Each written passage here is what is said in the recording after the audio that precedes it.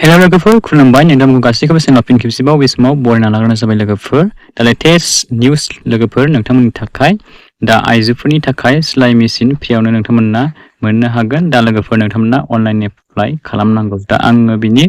Video process A to Z लानानै फैदों दै लोगोफोर नोंथांमोना भिडिअखौ स्किप खालामनानै सिजबोस नायबानो जाबाय जायफोरा स्किप खालामनो नायगोन नोंथांमोना बुजिनाय नङा आरो मोजाङै मिन्थिनाय नङा लोगोफोर आरो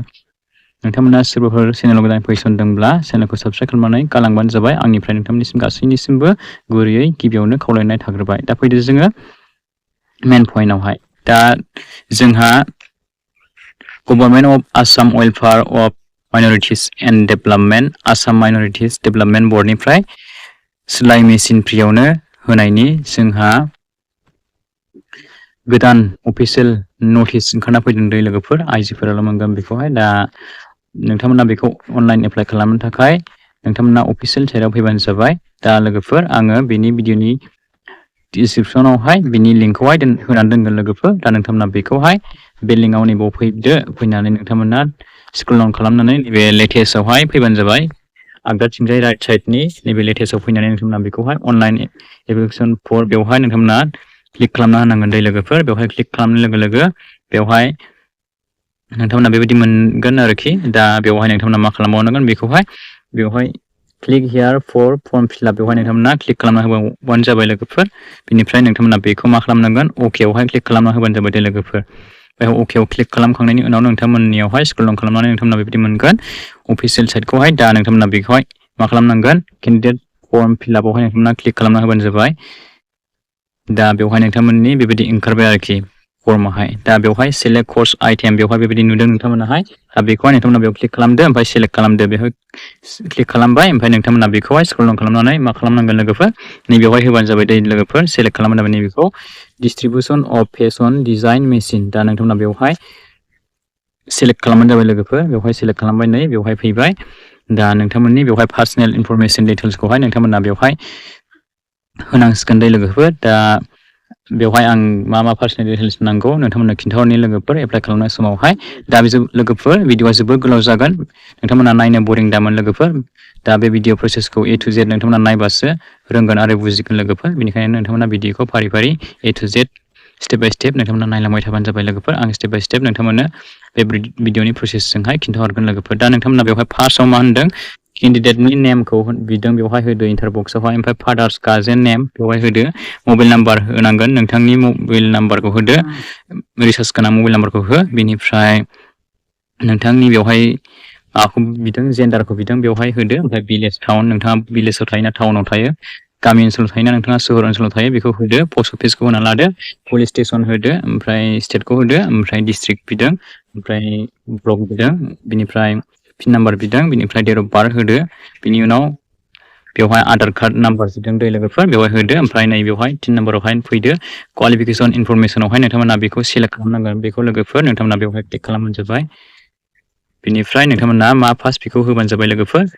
SSLC मेट्रिक पास बिनिफ्राय ग्रेजुवेसन बा ग्रेजुवेसन बेबायदि नोंथांमोना होना लाबानो जाबाय दे लोगोफोर क्लास 5 निफ्रायनो एप्लाइ खालामनो हायो दे लोगोफोर बेवहाय लिरना होखादों नै नोंथांमोना चयस खालामना लाबानो जाबाय बेखौहाय ओमफ्राय आदार इनफरमेसनावहाय नायबानो जाबाय लोगोफोर बेवहाय सेलेक्ट कास्ट बेवहाय नोंनि केटेगरिखौ बिदों लोगोफोर दै लोगोफोर बेवहाय नायबानो जाबाय लोगोफोर ओमफ्राय नोंनि रिलिजियनखौ होनदो हिन्दु ना मुस्लिम ना ख्रिस्टान बेखौ माबादो होदो ओमफ्राय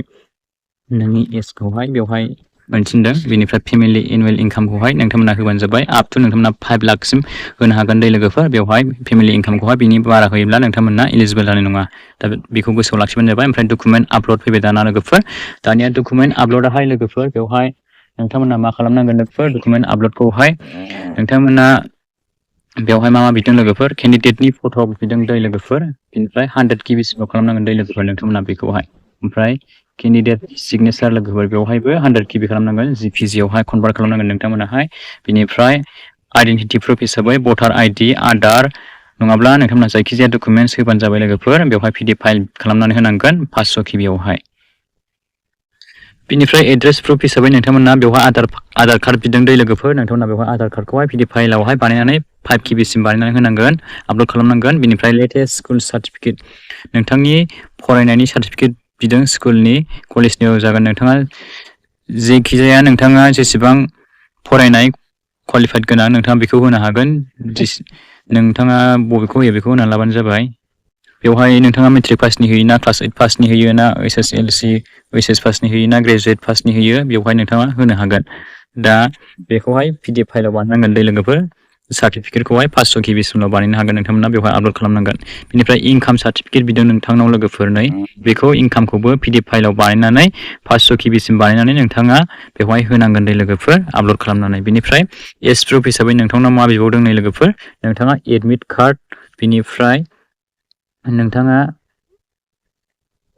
एडमिट कार्ड नङाब्ला दस्राखौबो होनो हागोन नोंथाङा जायखिजाया बेवहाय आपल'ड खालामबानो जाबाय 500 KB सिम बानायनांगोननो PDF फाइल। दा नोंथाङा बेखौहाय खालामनानै साबमिट बाटनावहाय क्लिक खालामना होबानो जाबाय अब्लानो बे एप्लाइ खालामनाय प्रसेसाहाय जासिगोन आरोखि। दा नोंथांमोना बेखौहाय मबाइलजोंहाय खालामनो नाङा दै लोगोफोर। नोंथांमोना मोजां कम्पिउटार दखान अनलाइन दखानफ्राव नोंथांमोना थांनानै बेखौहाय एप्लाइखौहाय खालामनानै लाबानो जाबाय दै लोगोफोर। दा बेखौहाय नोंथांमोना मोजाङै नोंथांमोना मोजाङै एप्लाइ खालामनाय समावहाय मोजाङै नायफिनबानो जाबाय। दा बेनोसै आरोखि आं प्रसेसफोरखौहाय खिन्थाहरजोबखाबाय। दा बेनोमोन लोगोफोर लेटेस्ट आपडेट्स।